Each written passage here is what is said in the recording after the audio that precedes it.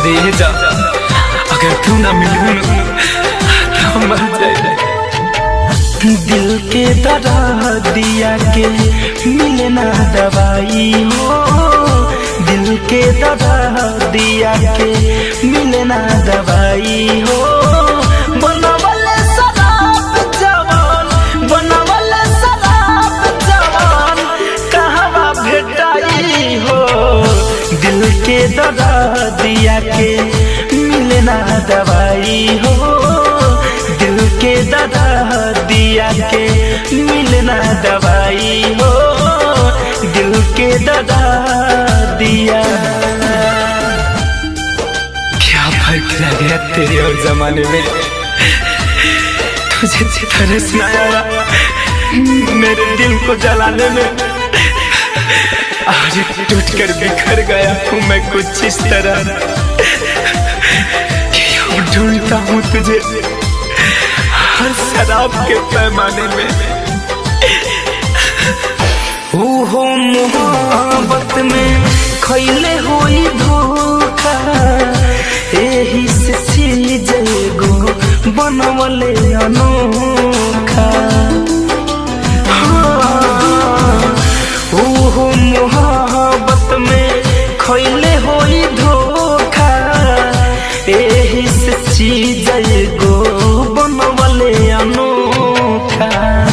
लागल बयाग दिल में कैसे बुझाई हो, लागल बयाग दिल में कैसे बुझाई हो।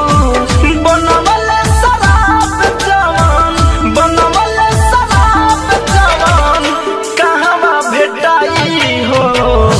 दिल के दर्द दिया के मिले ना दवाई हो, दिल के दर्द दिया के मिले ना दवाई हो, दिल के दर्द दिया। दर्द छुपाने की अब जरूरत नहीं है मुझे, बहुत मशहूर हो गया हूँ मैं झूठा मुस्कुराने में।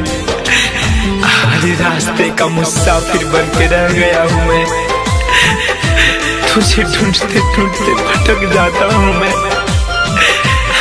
खाने में, मैं कैसे के जी कवनो लेके जखम हो। फैशन फिरोज पड़ना कैलू रहम हो।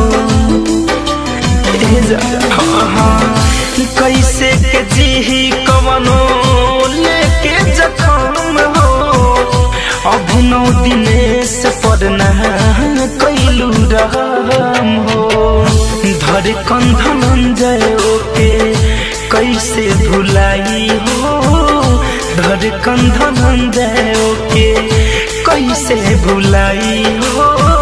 बनवले शराब जवान, बनवले शराब जवान कहवा भेटाई हो।